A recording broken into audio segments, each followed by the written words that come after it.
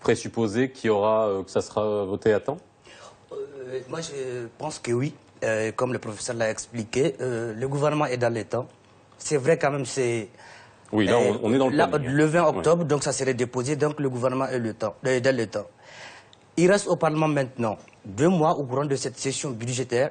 Les 2 chambres du Parlement vont passer à l'examen pour qu'au plus tard, le 31 décembre, elle soit votée. Et je pense que les inquiétudes, c'est surtout par rapport à la validation du projet. Ça a été fait. C'est vrai, à chaque année au Maroc, c'est comme ça, on l'a vu en 2011 et 2012. Quand la préparation de la loi de finances coïncide avec des élections, il y a forcément un risque de retard.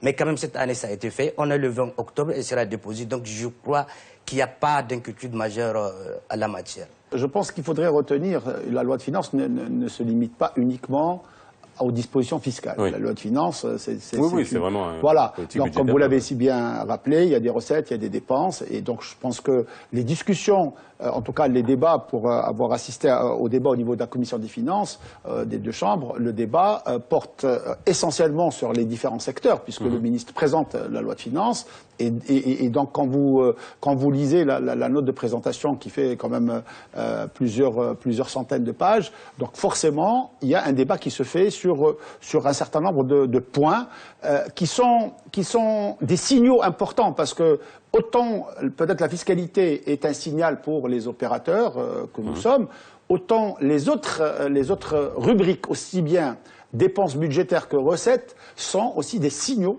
pour le commun des mortels, parce que dans tous les pays du monde, on attend avec impatience l'orientation, parce que quelque part cette loi de finances, c'est quoi? C'est tout simplement l'orientation du gouvernement qu'il souhaite donner au cours de l'année qui suit pour essayer de réaliser ces objectifs. Dépenser tout l'argent, parce que la loi de finances, encore, comme ils ont dit, c'est des prévisions. Il y a des prévisions sur, même quand c'était l'ancienne loi où c'était sur des années, sur une année, mais il y a des programmes établis pour plusieurs années.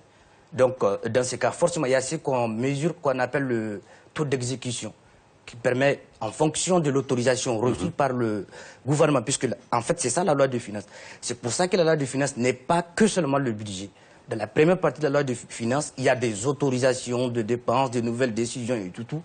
Et à chaque mois, à chaque année, il y a ce qu'on appelle la mesure du taux d'exécution, qui permet de savoir, par rapport à ça, par rapport à ces recettes, savoir qu'est-ce qui a été fait, qu'est-ce qui n'a pas été fait. Ça se fait à quel moment, ça? Bon, pour expliquer aux citoyens d'une manière simple et non simpliste. Hein. D'abord, le problème, comme mon collègue l'avait soulevé, notre problème, c'est qu'il n'y avait pas une reddition de comptes systématique sur ce que nous avons exécuté. Si on revient à la Constitution, à la loi organique, qu'est-ce qu'il dit au gouvernement? C'est qu'il doit déposer le règlement dans son budget dans la pénultième année. C'est-à-dire, si nous sommes en 2017, le Parlement ne doit pas voter la loi de finances de 2017 s'il n'a pas le règlement de budget de 2014. Chose qu'on ne respecte pas jusqu'à l'heure actuelle, malheureusement. Et donc, on n'arrive pas à mettre le lien entre ce que nous avons exécuté réellement... Pour la loi de finances 2016, on serait censé on devrait d'abord, parce que pour que le Parlement ait la visibilité nécessaire, parce que nous sommes dans une situation d'asymétrie informationnelle. On demande aux députés de voter quelque chose qui n'a pas d'historique. C'est-à-dire que la loi de finances, c'est une loi de finances qui a l'apparence d'être isolée, orpheline. Ça, c'est une priorité. Alors, stop. Juste pour qu'on explique bien. Parce que, sauf à part les chefs d'entreprise, que ce soit PME, grandes entreprises, sur la TVA, il y a très peu de gens qui remplissent des déclarations de TVA. Bon, à part les gens qui la payent lorsqu'on va acheter, va faire ses courses, qu'on achète un bien, un équipement, un voyage, etc. Donc, il y a déjà eu un processus de neutralisation de la TVA avec le décalage qui existait avant entre le mois où on payait, on déclarait, on payait. Là, déjà, ça a été fait au niveau des entreprises. C'est un archaïsme qu'on a traîné pendant quelques décennies. Là, aujourd'hui, la mesure sur la TVA, on parle des remboursements de crédit de TVA. Vous nous expliquez clairement, aux gens qui nous regardent, on a différents taux de TVA, c'est ça? Non. Alors aujourd'hui, dans notre dispositif de la TVA, on a plusieurs taux. On a le taux de 7%, on a le taux de 10%, on a le taux de 14%, on a le taux de 20%, et puis on a le taux de 0%, puisqu'il y a des produits qui sont hors champ de TVA. Donc c'est un taux 0. Donc on se retrouve avec 5 taux. Et quand vous êtes dans une économie à plusieurs taux, donc forcément vous avez des intrants à certains taux et vous avez un chiffre d'affaires à un autre taux. Et donc on crée à un moment donné, pour peu que vous achetez à 20% et que vous vendez à 7% ou en exonéré, ben vous vous retrouvez avec une TVA en amont que vous allez supporter, qui n'est pas récupérable et qui est censé être remboursable. Pourquoi remboursable? Parce que c'est ça le principe de la neutralité de la TVA, c'est que quand moi je dois de l'argent, quand moi je dois de la TVA au Trésor, je fais mon chèque et je paye ma TVA. Quand je suis en crédit TVA, il faut que l'État me rembourse. Sous d'autres cieux, c'est un droit, c'est une obligation de rembourser. Donc ça, c'est ça, pour nous, on dit il faut que la TVA soit neutre pour l'opérateur que nous sommes.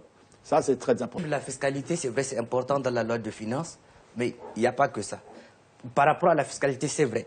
En fait, non, mais là, j'aimerais qu'on fasse un point vraiment sur la fiscalité. Oui, parce il y a un problème de la fiscalité. En fait, à chaque année, quand il y a la loi de finances, depuis 2013, depuis les assises de la fiscalité, les gens s'attendent surtout les opérateurs, à un grand chamboulement. Vraiment ce qu'on appelle une réforme.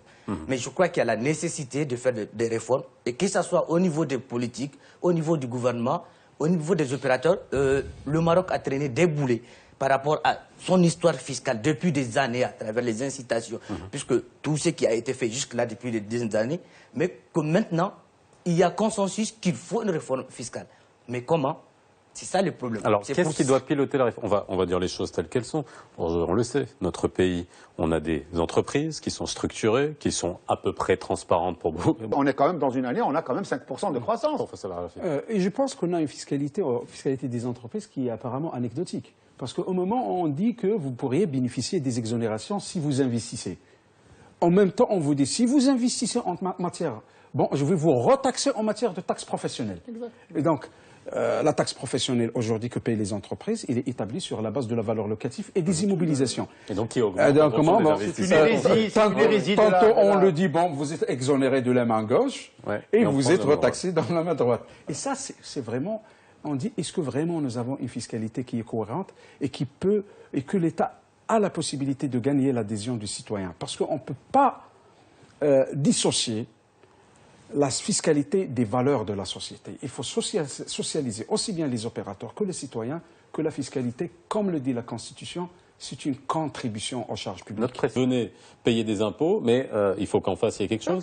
Je pense que la fiscalité n'a pas pour rôle uniquement de renflouer de l'argent pour le Trésor.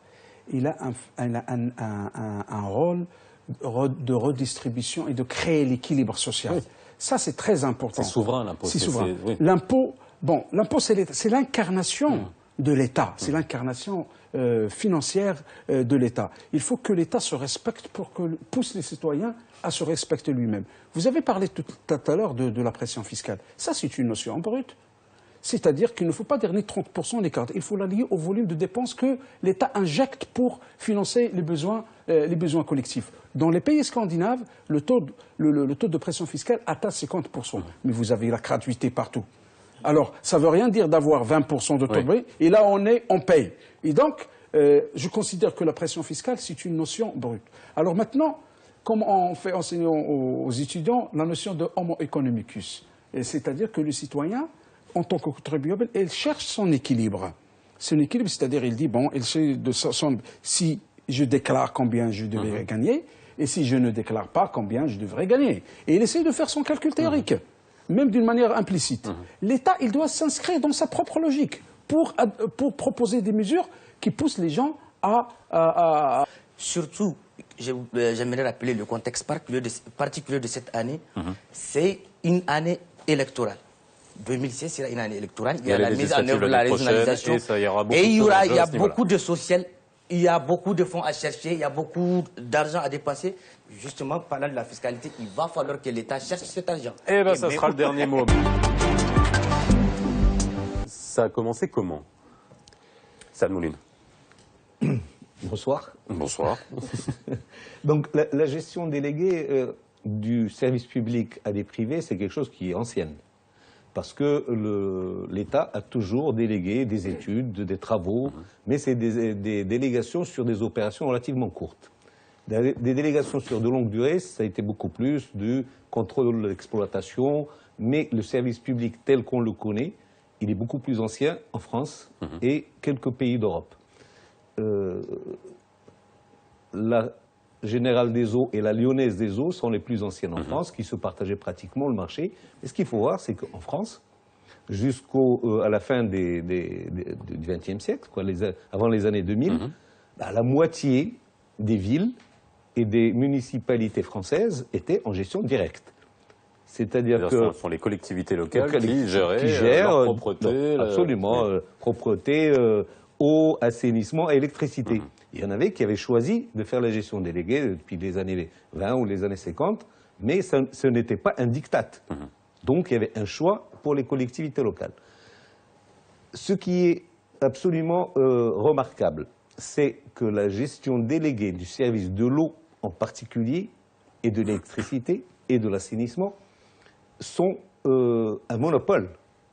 Parce qu'on donne aux délégataires les consommateurs directement. On leur donne les infrastructures et puis on leur dit maintenant gérer. Alors qu'est-ce qu'ils font?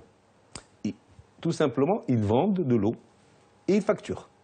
Donc quelle est l'expertise que nous recevons en tant que citoyens de la part de grosses entreprises internationales? Donc le surcoût, est-ce qu'il est justifié? C'est ça la vraie question. Est-ce que le surcoût de cet apport est justifié pour des métiers que nous savions faire? Alors justement, la question, elle est là. Est-ce que ce sont des métiers qu'on savait faire? Pourquoi on fait appel à la gestion déléguée? Pourquoi on fait appel à vous, monsieur Prenant? Bah écoutez, je pense que une entité telle qu'elle soit publique ou privée, ne peut pas tout faire. C'est-à-dire que nous, on sous-traite, et on sous-traite beaucoup de choses. Alors, lorsque c'est une collectivité publique ou l'État qui sous-traite, on appelle ça de la délégation de service public. Mais en fin de compte, c'est de la sous-traitance. Et pourquoi est-ce que le public sous-traite au privé? Parce que, bon, il y a un certain nombre de raisons.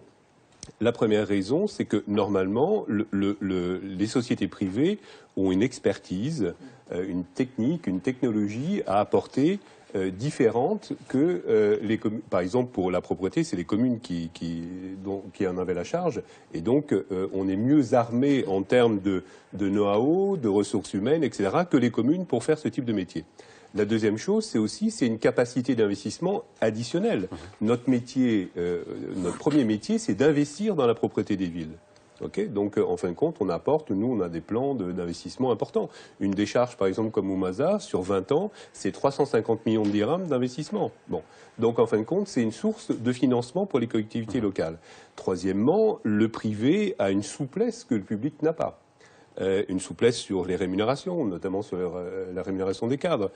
Une souplesse sur, nous, par exemple, quand il faut qu'on répare un camion, on n'a pas un appel d'offres à faire pour réparer un camion. Bon, donc, en fin de compte, on a une souplesse, une rapidité d'intervention qui fait que, normalement, on doit produire un service meilleur que le public. Et en ce qui concerne la propreté, bon, quand on regarde 20 ans en arrière, je pense que les villes au Maroc, bon, on a dit beaucoup de choses sur les délégataires de services publics, parce qu'on est très visible, hein, mais les villes marocaines sont globalement plus propres maintenant qu'il y a 10 ou 15 ans. Sans être appliquées. Voilà, la difficulté d'appliquer justement un certain nombre de dispositions, pas toute la loi, hein, il y a quelques articles qui sont concernés effectivement. La loi, elle instaure un cadre de fonctionnement, il y a un certain nombre de dispositions qui sont prévues effectivement, notamment celles relatives effectivement au contrôle, parce que le contrôle, c'est pas uniquement la Cour des comptes tous les 5 ans, il y a le contrôle déjà du délégant sur le délégataire. Et c'est ce genre de contrôle qui pose problème, parce que ce sont des contrôles qui ne se font pas, manque d'effectifs, les conclusions de la Cour des comptes dans le dernier rapport sont très édifiantes. Effectivement, il y a un manque de contrôle. Et du coup, donc les dérapages, passons à l'expression, sont de plus en plus importants, et c'est le consommateur malheureusement qui en paie le prix.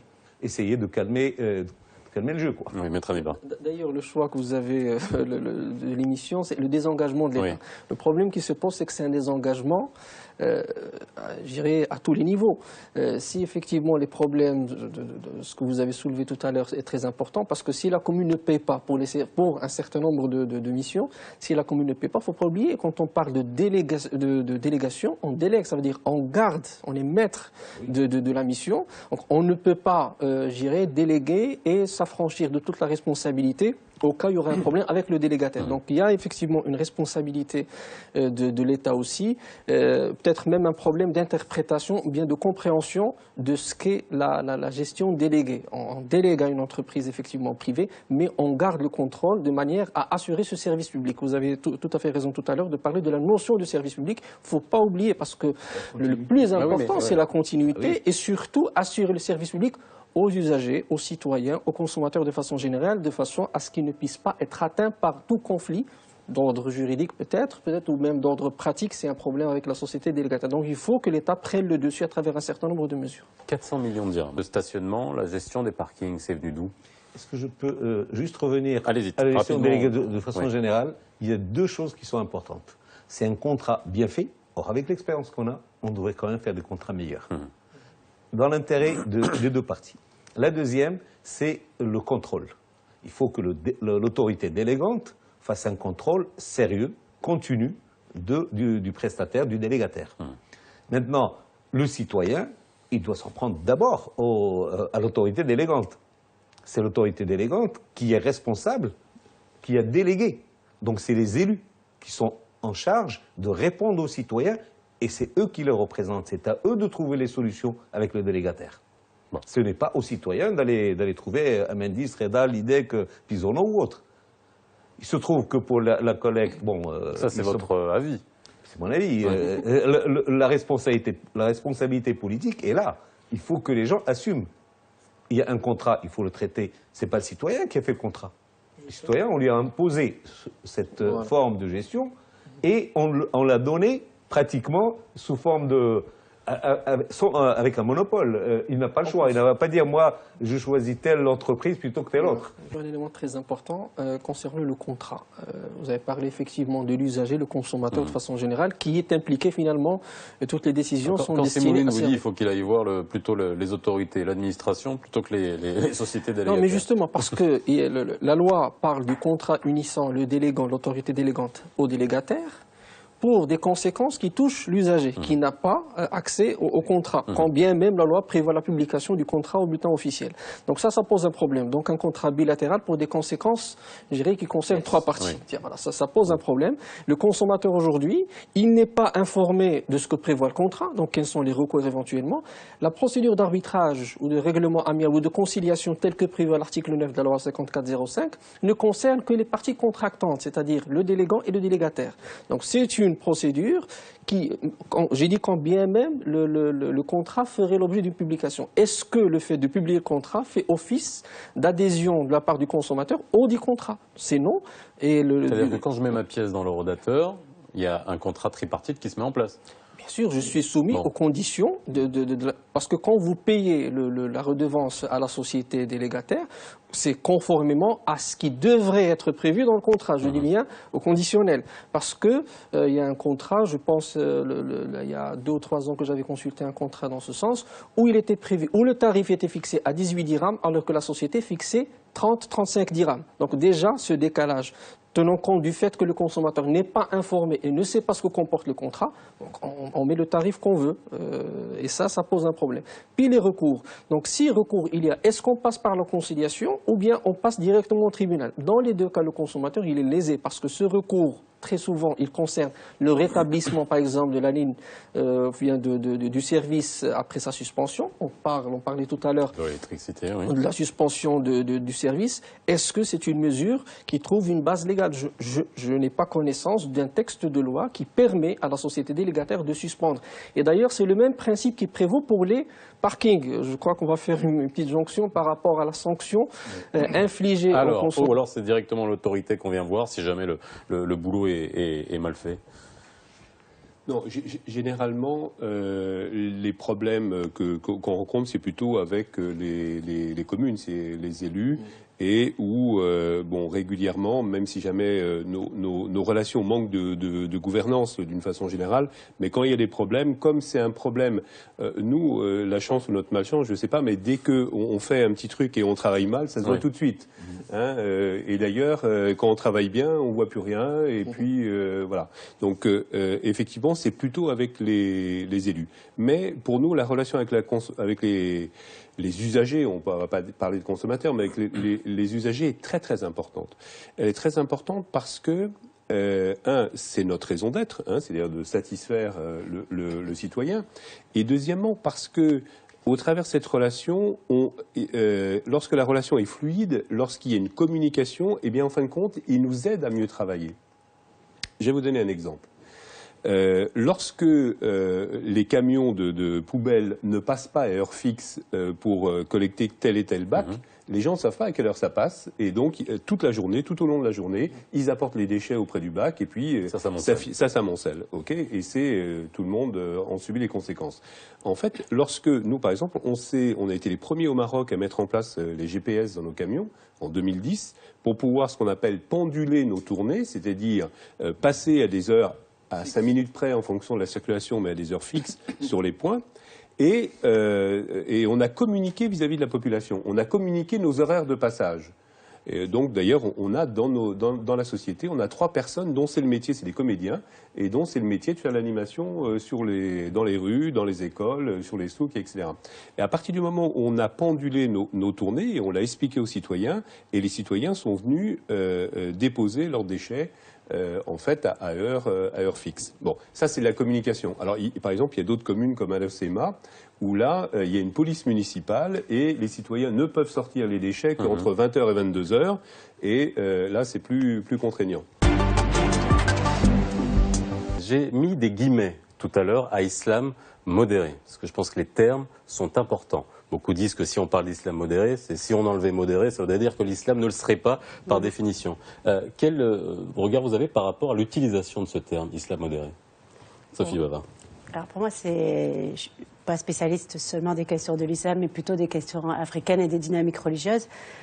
Quand apparaît ce terme, ça me fait penser à une nouvelle catégorie, comme si c'était une nouvelle doctrine, finalement, un islam modéré qui serait effectivement une nouvelle voie dans laquelle s'engager. Mais la manière dont il se pose au Maroc, je dirais, c'est peut-être aussi sur cette position, on va dire, d'un islam qui serait plus un islam de paix. On parle de juste milieu. Voilà, ou de juste milieu. Et peut-être je l'entendrai plus comme ça. D'abord, la moralité. C'est d'abord l'éthique. C'est d'abord le bon comportement. C'est ce qu'on appelle le comportement exemplaire. C'est ça dont on a besoin aujourd'hui. Alors, quand on parle d'un islam au Maroc, modéré, moi je parle d'un islam spirituel, d'un islam authentique, d'un islam qui reprend les vraies sources de la religion telles qu'elles étaient décrites par le prophète, qui est pour nous le vrai modèle. Parce que c'est comme ça que le Coran l'a décrit. Vous avez eu en le prophète le parfait modèle à suivre. Eh bien, regardons ce parfait modèle, comment il est. Sa moralité, sa douceur, sa sympathie, sa modération, son altruisme. Et c'est ça les vraies valeurs aujourd'hui dont on parle au Maroc. Et c'est les valeurs sur lesquelles on a été éduqué au Maroc. Et c'est ça dont a besoin le monde aujourd'hui, quand il voit les atrocités qui se passent à travers le monde au nom de l'islam. Ils ont peur de cet islam-là, qu'ils ne reconnaissent pas. Il y a des partenaires qui sont issus de régions avec lesquelles le Maroc a un lien très fort, tellement fort que pour beaucoup d'habitants ou de musulmans pratiquants de ces régions-là, le Maroc est le pays de la baraka. Le chef de l'État, Sa Majesté le Roi, porte la baraka même, c'est le chef du rite malékite. Donc, du coup, il y a des gens qui se sentent appartenir d'une manière très forte à cette région du monde. Et si vous saviez le nombre de Maliens qui se sont battus pour pouvoir venir au Maroc faire cette formation, c'est quelque chose, pour eux, c'était une bénédiction. Donc ça fait plaisir. Ensuite, il y a les partenaires européens, ou on va dire occidentaux, qui en fait se cherchent. Pour répondre à votre question initiale sur le fait pourquoi on dit islam modéré, en fait, c'est pas du tout au Maroc qu'on parle islam modéré, ou sinon quand on le fait, on reprend les termes du débat que nous impose la France et les Européens en général, parce que c'est eux qui ont un problème avec l'islam, ce n'est pas nous. Ça ne veut pas dire qu'il n'y a pas de problème au sein du monde islamique. Mais cette perception qui est transmise, elle est importante. C'est pour ça que j'ai bien mis les guillemets. On a utilisé ça dans le titre, on l'a fait sciemment, on y a réfléchi, mais j'ai bien mis les guillemets, parce que c'est vrai qu'on peut penser que si on enlève modéré, on se dit « Ah, l'islam ne l'est pas ». Exactement. Moi, je sens langue de bois. Moi, je pense qu'il y a des graves problèmes au sein des pays musulmans, au sein même de l'islam. Il y a des choses à régler, mais nous les réglons et nous avançons de plusieurs manières. Et je pense que le Maroc est un des pays qui avance le mieux là-dessus, et donc du coup, il est logique que nos partenaires, nos alliés européens nous regardent avec plus ou moins de sympathie et envie de collaborer avec nous. Non, ce qui se passe, c'est qu'il y a une prise de conscience depuis 2003 de l'invasion ou je dirais de l'infiltration d'une idéologie qui est, je dirais, très loin de ce qu'on a connu, sur quoi on a été éduqué, et qui prône la violence, qui prône le mépris, qui prône l'excommunication des autres. Avant 2003, il y avait la bonne foi. Le champ religieux était libre. Les gens pouvaient prendre l'initiative, les gens pouvaient nommer leurs imams, leurs prédicateurs. Il y avait une grande souplesse parce qu'il y avait cette bonne foi, parce que les gens avaient confiance en les autres. Mais depuis 2003, on s'est rendu compte que les choses ne peuvent pas se passer comme ça et qu'il y a un changement radical qui s'opère dans le champ religieux et dans la société marocaine. C'est ce qu'aujourd'hui voit la France. Si aujourd'hui la France fait appel au Maroc, c'est parce qu'elle est consciente que, d'abord, l'islam fait partie intégrante de la société française et donc du champ politique français. Deuxièmement, que cet islam qui est pratiqué, la manière, je ne parle pas de cet islam, la manière dont est pratiqué cet islam en France aujourd'hui est envahie. Il est infiltré par cette idéologie, il faut le dire, c'est l'idéologie wahhabite, qui se base justement sur cette approche très dure. Qui donne lieu au salafisme. Absolument. Après, au 19e Alors, siècle. ils ont peur de ce qui se passe aujourd'hui. Sur l'Afrique aussi, effectivement, c'est cette, je pense, cette garantie de proximité idéologique dont parlent mes collègues aussi chercheurs et dont parlent aussi les étudiants côté Afrique de l'Ouest, qui fait aussi cette attirance aussi du Maroc pour les étudiants qui vont venir, à la formation, dans les formations religieuses. Pourquoi? Parce que pendant longtemps, ça a été aussi d'autres destinations. Ça a été la Karaouine, la Zetouna et El Azhar, et puis après Médine, et puis après d'autres destinations dans le monde arabe. Et effectivement, il y a aussi cette peur, vue du côté des États africains, de voir revenir un islam qui ne correspond pas et qui peut aussi engendrer les mêmes problèmes que ce que vous avez décrit sur le Maroc. À la fois un message de paix, d'apaisement, mais aussi de fermeté, mais pour maintenir l'ordre public. Mais de toute façon, la société ne fonctionne pas simplement dans une dichotomie ou une interaction binaire État-société. Il y a des dynamiques complexes, il y a des interpénétrations, comme ça a été dit, parce qu'il y a les médias sociaux, et tout ensemble de choses. Et surtout, ce sont les pratiques qui ont beaucoup changé. On pratique beaucoup plus, par exemple, la prière qu'auparavant. Auparavant, moi, quand j'étais enfant, c'était essentiellement mon grand-père, les grands-parents qui allaient prier pendant le travail, parce que les gens travaillaient. Là, on voit les gens sortir du travail, aller prier. Donc, ça a été montré par beaucoup de sociologues, on a vraiment une pratique beaucoup plus forte de la religiosité d'une certaine manière, et surtout, on le montre. Là où c'était pas la peine de le montrer, c'était tellement évident que nous sommes musulmans. Les gens n'arrêtent pas de le répéter. Nous sommes un pays musulman, mais on a l'impression qu'ils le répètent tellement qu'ils ont besoin de le prouver. Donc en fait, pourquoi pour celui que je suis, c'est parce qu'en fait, dans les mœurs et dans les pratiques sociales au sein des familles, dans la sphère privée, les choses ont tellement changé par rapport au rapport au père, le rapport, la question de la place des femmes, la question du nombre d'enfants, etc., que les Marocains sont en train aussi de changer et de se dire, mais est-ce que nous ne sommes pas en train, au fond de nous occidentaliser d'une certaine manière. Et donc on a besoin de rappeler que nous sommes musulmans et peut-être de le rappeler parce que ça nous fait peur, ce changement-là. C'est pour ça que le message que dit monsieur le professeur est extrêmement important, parce que ce message-là, c'est pas simplement qu'un message de fermeté, comme vous avez dit au niveau des mosquées, mais c'est aussi une formation où les gens auront des réponses, et qui ne seront pas que des réponses religieuses, qui seront aussi des réponses en adéquation avec les évolutions de la société marocaine. Le fait qu'on enseigne dans cette université mohammedienne, qu'on enseigne aux imams la sociologie, qu'on enseigne l'anthropologie, c'est quelque chose qui va dans le bon sens, et c'est ça la tradition qui a toujours été celle du Maroc, c'est-à-dire Karaouine, etc. Sur laquelle on base cette diplomatie. Cette légitimité, pour moi, à mon sens, elle se base sur 4 piliers. D'abord, la commanderie des croyants. Et ça, c'est quelque chose d'essentiel. Alors, le statut de Amir al-Mouminin de Sa Majesté. Et ça, c'est très important. Et c'est quelque chose qui est reconnu aujourd'hui.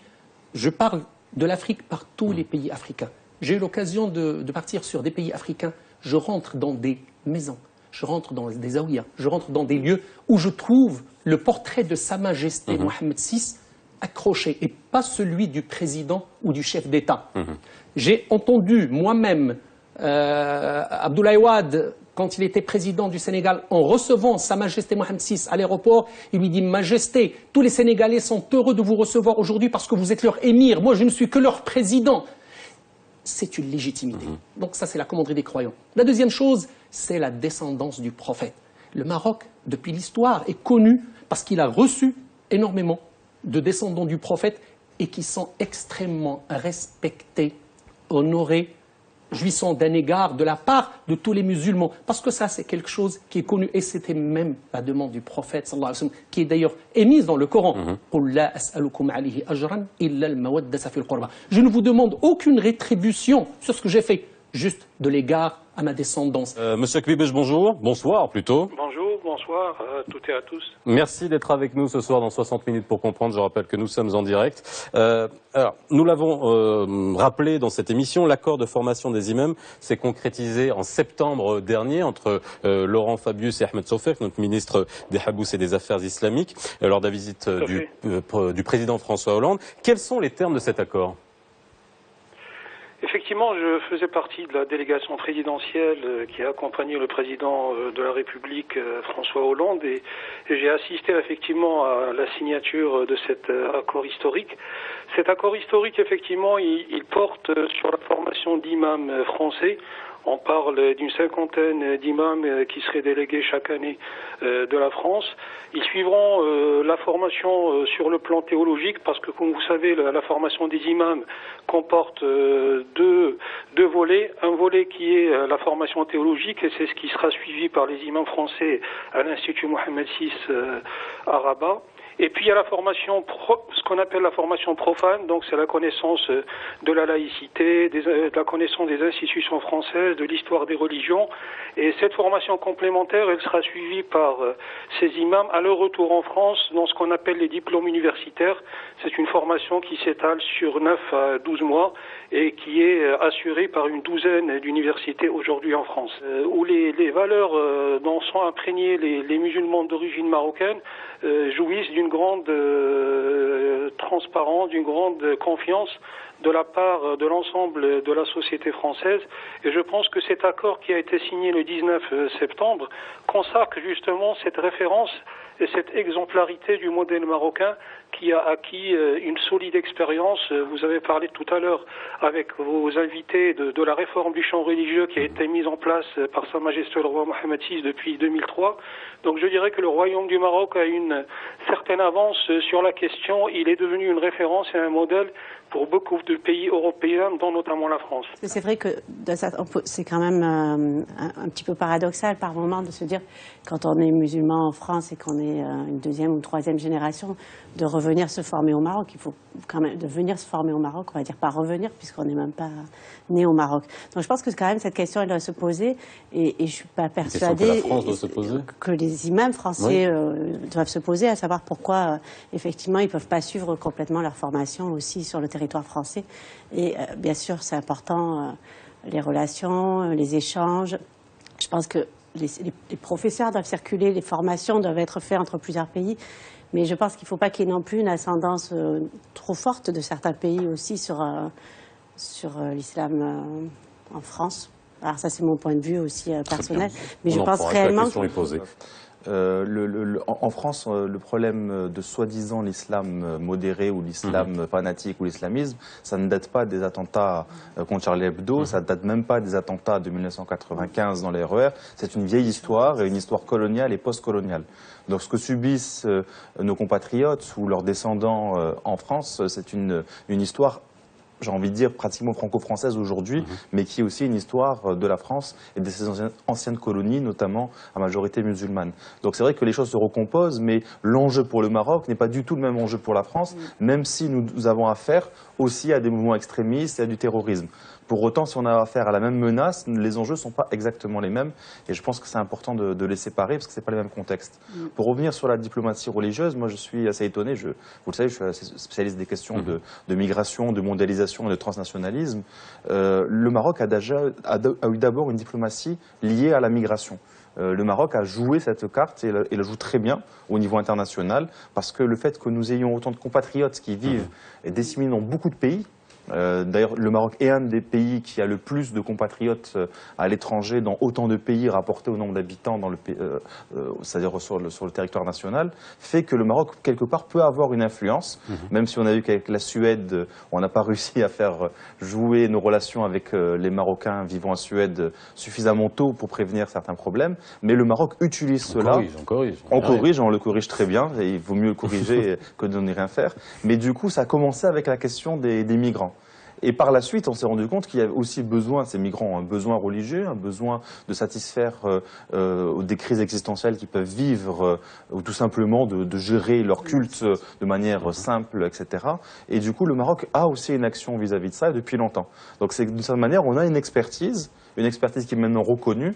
Et je pense que, parce que vous disiez comment on met ensemble, je pense que l'expertise marocaine, c'est d'avoir su jouer de la question de la circulation.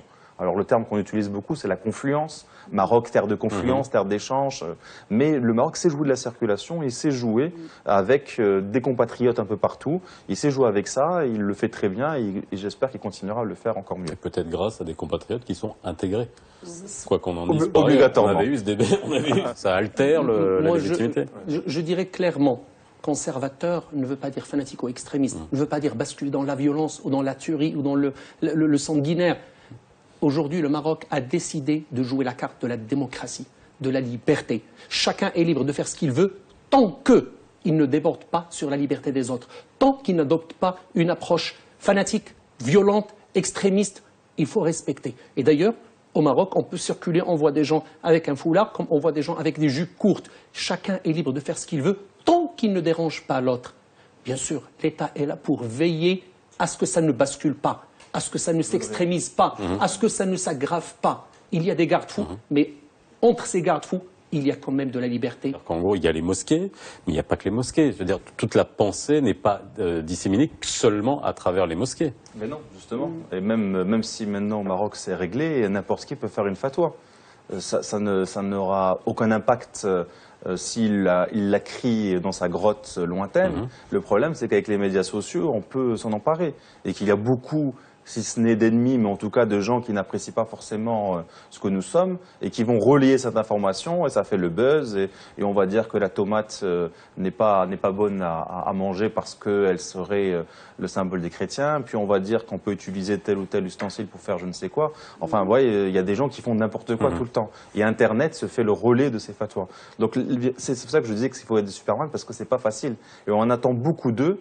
Et si je dis Superman, c'était bien sûr ironique, on attend beaucoup d'eux, alors que la société, elle vit avec ou sans eux. Ça ne veut pas dire qu'il ne faut pas qu'ils soient là et que leur mission est importante, mais la société, elle continue à bouillonner d'une autre manière, et il faut être capable d'intervenir à tous les niveaux, que ce soit à l'école, que ce soit dans les mosquées, que ce soit dans les rencontres. Il faut des espaces de sociabilité plus importants. Je pense que le fait qu'au Maroc, aujourd'hui, nous ayons un renouveau de la question de la religiosité chrétienne avec les migrants qui réinvestissent les lieux de prière, enfin les temples, les églises, etc., je pense que c'est une chance. Pourquoi? Parce que si on crée des espaces de rencontre, si on crée des espaces de sociabilité entre les différentes pratiques religieuses et entre les différentes religions, on va avancer.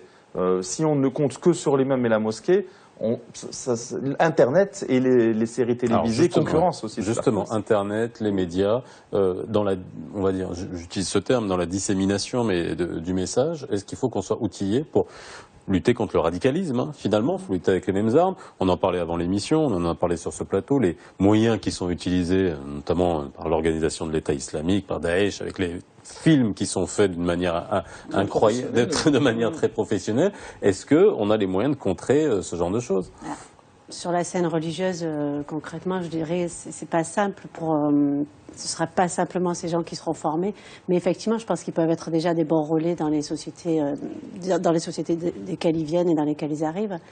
Et je pense que déjà, ces lieux de formation, c'est déjà des lieux, à un moment donné, sociologiquement, qui sont intéressants. Le fait qu'il y ait des gens qui se rencontrent de différents pays et qui puissent aussi croiser et discuter des différents réseaux sociaux aussi sur lesquels ils peuvent avoir contact. Et peut-être pas tellement de pouvoir, mais à un moment donné aussi, peut-être s'organiser par moment. Et c'est vrai qu'on le voit aussi qu'on vient de pays différents, mais il y a une forme de communauté de sens qui va faire qu'on est là aussi dans l'apprentissage théologique pour apporter aussi un autre message, qui n'est pas seulement un message aussi spirituel, mais qui est aussi un message, je pense, pour avancer aussi dans la société. Et cette communauté de sens, elle va se faire entre des Maliens, des Sénégalais, des Marocains, des Libyens, des Français. Et en ce sens-là, je pense que c'est important, parce que c'est un moyen, je pense, aussi de construire un autre message, de construire aussi un autre message religieux. Replacer la spiritualité face au dogme.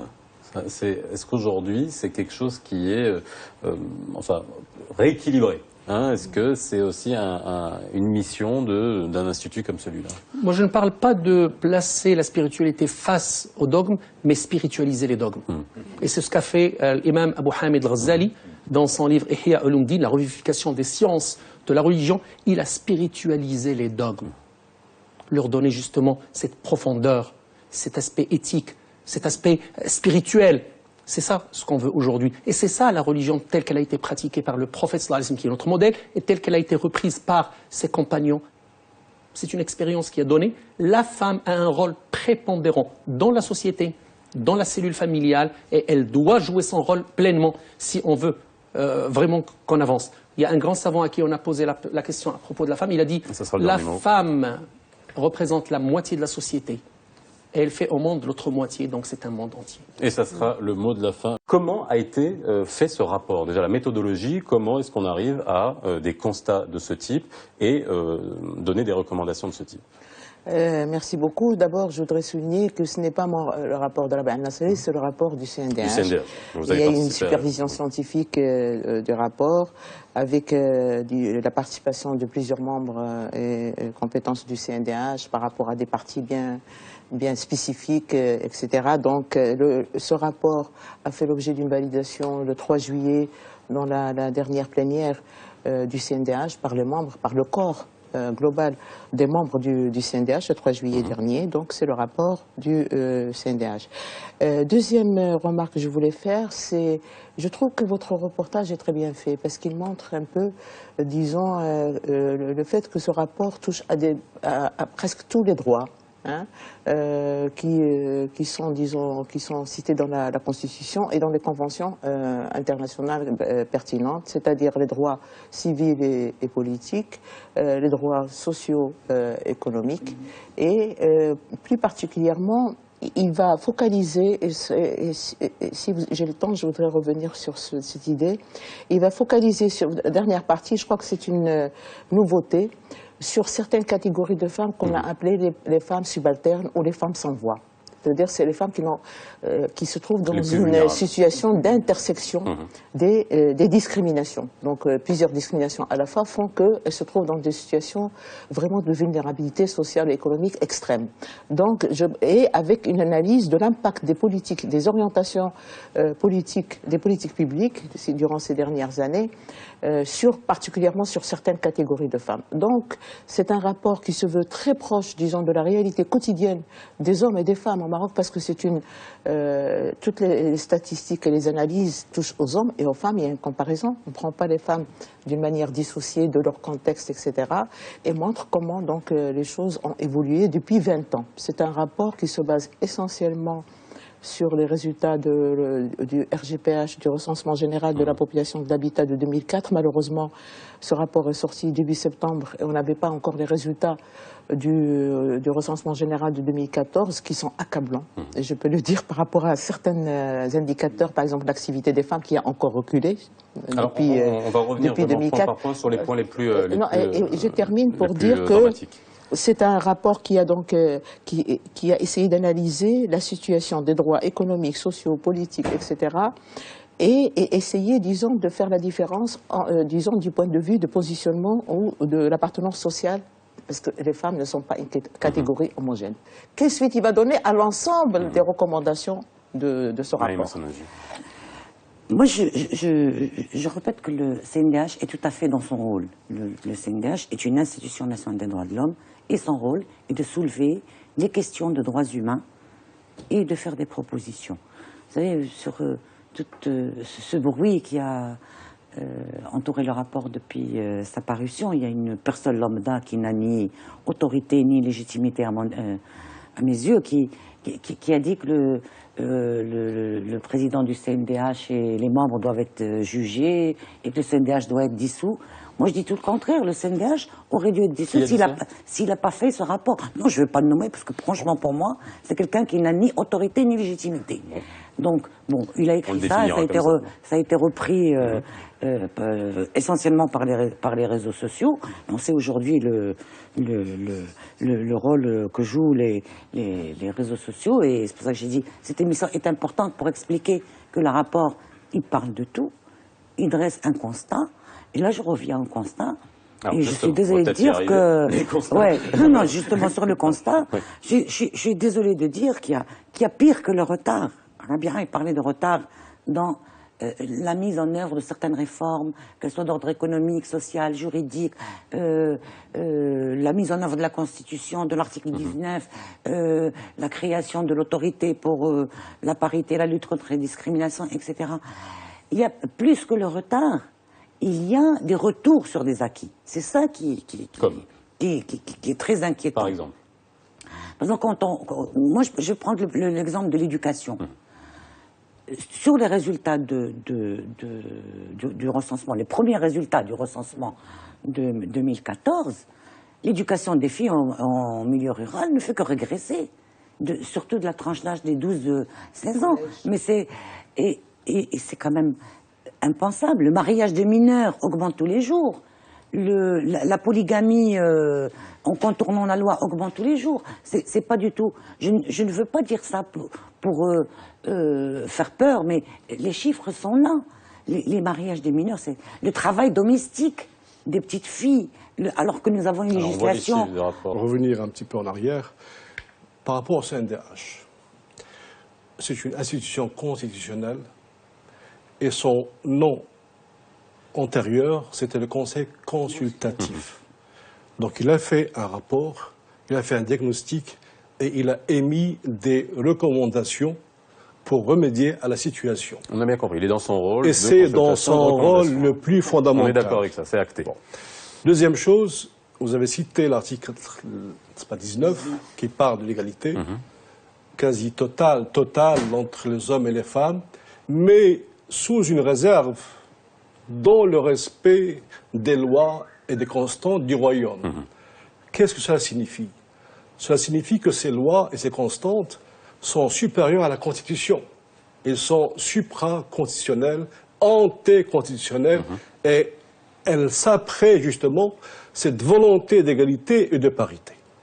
Ce qui fait que cela expliquerait peut-être des résistances qu'on peut observer dans la création de l'instance de la parité, dans la création du conseil de la famille, dans la perpétuation des mariages précoces, dans l'augmentation de la fréquence de la violence à l'égard des femmes, dans le fait que, jusqu'à aujourd'hui, 11 ans après le Code de la famille, la majorité des Marocains ne connaissent pas le Code de la famille.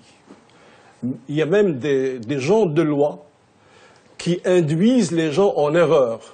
Par exemple, disant à une femme divorcée, si jamais vous vous remariez, vous perdrez la garde des enfants. Vous perdrez la garde. Or, cela est faux tant que l'enfant n'a pas 7 ans. Et au-delà de 7 ans, il peut choisir. Donc, vous voyez, c'est pour ça que moi je me demande si vraiment il y a une volonté politique réelle de mettre en œuvre l'article 19 sans les réserves qui lui sont accolées, vous voyez, parce que ces réserves-là limitent et donnent une justification aux forces conservatrices qui ne croient pas en la parité et qui ne croient pas en l'égalité. Cela dit, pour venir à votre question, le Maroc est une société qui ne marche pas à la même vitesse selon l'âge, la classe sociale, le niveau d'éducation, n'est-ce pas, le milieu rural, urbain, ce qui fait que il y a bien sûr des Marocains qui sont prêts à la réforme, qui demandent plus qu'une réforme, mais il y a aussi des gens qui résistent à la réforme. Mais dans ce cas-là, comment trancher? Au nom de quoi trancher? C'est là où on doit montrer que le Maroc veut être moderne, veut la parité et veut l'égalité. Moi, je pense que ça n'a rien d'étonnant. Rappelez-vous le débat qu'il y a eu après le plan pour l'intégration des femmes dans le développement, ça a soulevé un tollé. Et comme par hasard, c'est exactement la même chose. Le tollé, il est à propos de la question de l'héritage, alors que le rapport du CNDH ne touche pas que ces questions-là. Il touche toutes les niches où il y a une inégalité, une injustice vis-à-vis des femmes. Donc comme réaction, c'est une réaction qui est tout à fait normale. Moi, je pense que à partir du moment où nous acceptons de débattre sereinement de ces questions-là, où nous acceptons de regarder les choses en face, à partir du moment où nous acceptons d'écouter d'autres voix, qui sont des voix de la, si vous voulez, de la sphère religieuse, des théologiens qui ont des lectures, des interprétations, des contextualisations qui sont intéressantes, je pense qu'il est tout à fait possible de trouver des choses qui sont dans l'intérêt de quoi? Dans l'intérêt de l'harmonie familiale, de l'harmonie sociale. Merci beaucoup. Ce n'est pas une question d'hommes et de femmes. C'est que c'est le CNDH qui fait la recommandation de l'égalité entre frères et sœurs dans l'héritage. Cette proposition a été faite bien avant. Moi, personnellement, toute modestie, je l'ai faite dès le début des années 80, dans ma thèse de doctorat d'État.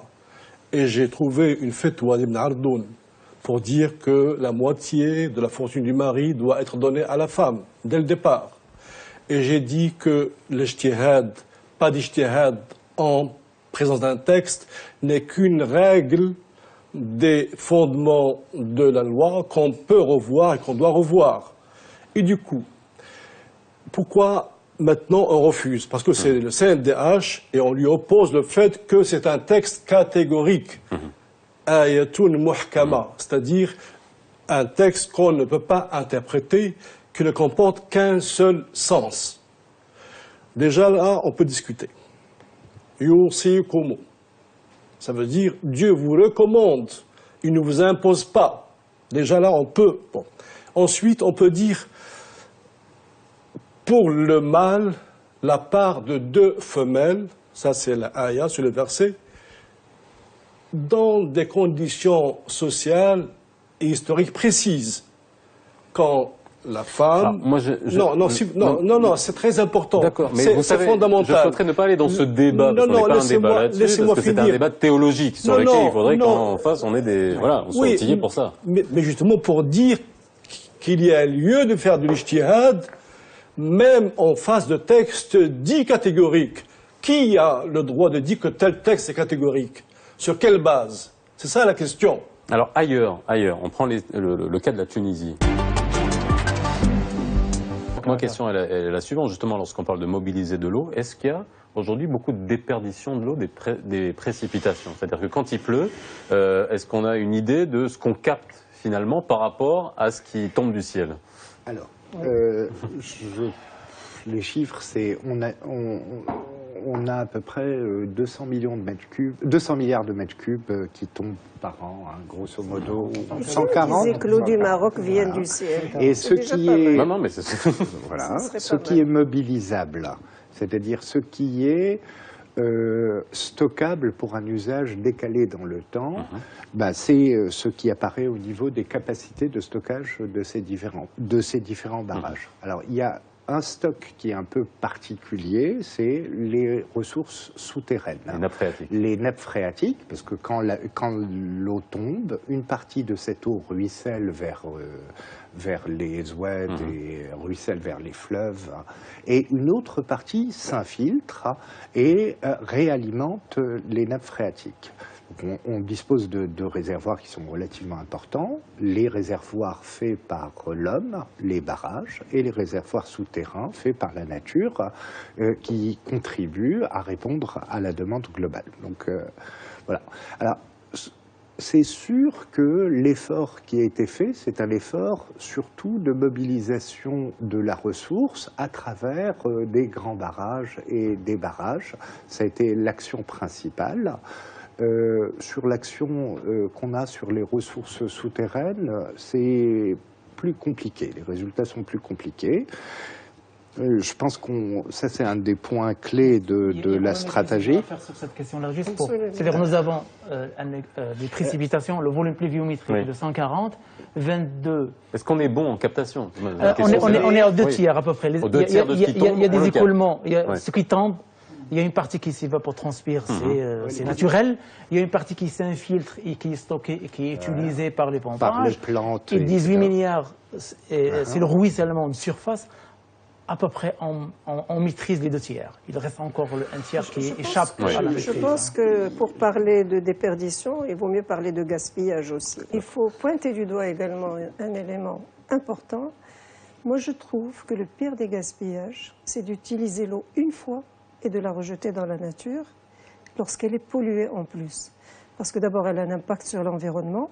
C'est la pire des formes de gaspillage. Et ensuite, elle a un impact sur la santé publique. Vous savez que 80%, moi, vous savez, tout le travail que j'ai fait par rapport à l'eau, c'est à chaque fois d'essayer de replacer la personne humaine au centre du débat. Quand j'apprends que 80% des maladies sont d'origine hydrique, quand j'apprends que les pollutions faites par l'eau à l'environnement peuvent atteindre l'agriculture et donc ce que nous consommons, c'est-à-dire notre alimentation. Et aujourd'hui, la sécurité alimentaire est définie de manière quantitative, mais aussi de manière qualitative. C'est-à-dire, il ne suffit pas d'avoir à manger, mais d'avoir des aliments de bonne qualité à manger qui ne portent pas atteinte à notre santé. Donc ça, le Maroc a eu un peu de retard sur tout ce qui est assainissement et protection qualitative de l'eau. La loi qui, a 20 ans, a apporté la meilleure des nouveautés, ou l'une des meilleures nouveautés, c'était la protection qualitative de l'eau, la loi 1095, qui a été adoptée en 1995. Monsieur Sieyès se bat encore pour rendre effectives les dispositions de ce chapitre relatif à la protection qualitative. Alors ça, c'est un volet. C'est un volet très important. Non seulement c'est du gaspillage, mais c'est du gaspillage nocif. Imaginez toutes les eaux. Alors là, il faut revenir à la question de l'économie de l'eau et intégrer dans la question de l'économie de l'eau la politique de l'assainissement. Aujourd'hui, nous disposons d'un plan national d'assainissement, mais qui ne date que de 2006. Or, ces questions, par exemple, un pays comme la Tunisie l'a démarré en 1972. Vous voyez, ça c'est un élément très fort. Est-ce que les gens gaspillent de l'eau ou pas dans la manière de consommer l'eau? Lorsqu'on parle de gaspillage, en général, on se réfère à des ratios. Et ces ratios-là doivent être comparés avec des pays semblables. Lorsqu'on parle maintenant, suivant la chaîne, est-ce qu'on le sait? Bien sûr, si on suit un peu la chaîne, le cycle de l'eau, à partir du barrage, puis le transport jusqu'aux stations de traitement, puis après jusqu'au foyer à travers le réseau, il y a des rendements. Alors le Maroc, son réseau, il a des rendements relativement, on peut dire que satisfaisants. Il varie selon les villes, de 70 à 80. C'est un ratio qui est vraiment semblable à des villes mondiales. Donc en général, le gaspillage à l'utilisation, ça c'est le consommateur. Et ça, je pense quand on compare un consommateur marocain qui consomme aux alentours dans les villes, 70 à 80 litres habitants par jour, il est de même ratio que les pays de la région. Donc maintenant, si on peut vraiment faire une appréciation qualitative en disant que le gaspillage par rapport...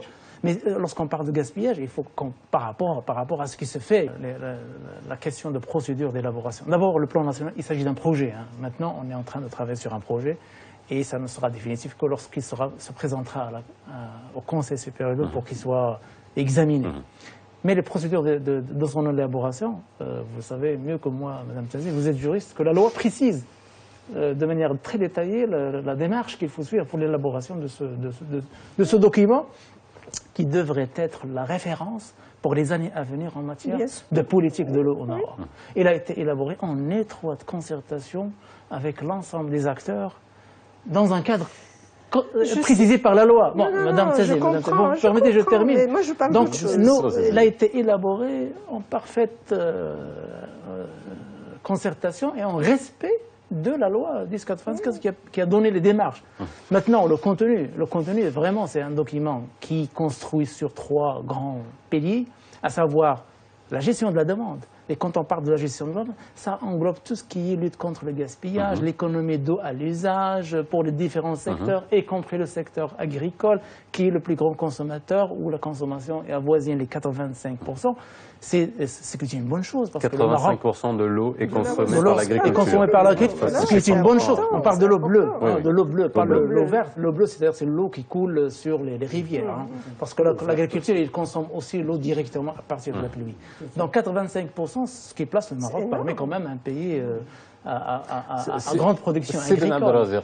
Et je termine, juste pour dire, il y a ce pilier-là, mais il y a aussi le deuxième pilier qui est la poursuite et la consolidation de l'effort de mobilisation de la ressource, aussi bien conventionnelle à travers les barrages que le dessalement qui a été soulevé par Sylvain, et la réutilisation des eaux usées dans l'agriculture, mais dans les golfs aussi. Ce n'est que la semaine dernière, on a signé une convention de réutilisation pour le golfe d'Al-Salam. Et puis le dernier, c'est un axe à caractère environnemental où on vise la préservation des milieux, des zones sensibles, etc. Mais c'est un processus très concerté avec l'ensemble. Quand Hourigat Aziz Sadok dit grand gaspillage dans l'agriculture, je vous ai vu... C'est assez intéressant parce qu'il y a certains qui parlent de gaspillage, d'agriculture. Mais ce qui a été proposé concrètement, puisqu'on regarde le futur, c'est faut une stratégie intégrée qui intègre la participation de l'agriculture dans l'économie d'eau, l'industrie, et je crois que ça fait aussi une recommandation parmi les une de plus. Mais l'idée, c'est comment approcher une approche intégrée qui intègre l'espace comme un bassin versant, de l'aval et l'arrière, qu'il y ait une synchronisation, non pas uniquement dans le plan national de l'eau, mais il faut obligatoirement une synchronisation avec les mesures qui sont proposées par le secteur de l'eau, les mesures proposées par les eaux forêts pour planter ces arbres pour éviter l'envasement, c'est pour l'agriculture, pour préparer tout l'arsenal de l'irrigation, pour qu'il n'y ait pas de retard et décalage entre les uns et les autres. Et autre chose qu'il faut aussi intégrer, c'est tout l'aspect sensibilisation, éducation, depuis information, depuis les gens. Comment intégrer une composante très importante, c'est la société civile, parce qu'il a un pouvoir de sensibilisation et il porte quelque chose, la notion de droit. Quelque chose de très important, c'est la recherche-développement. Oui. Ça ne veut pas dire qu'on a réglé tous les problèmes.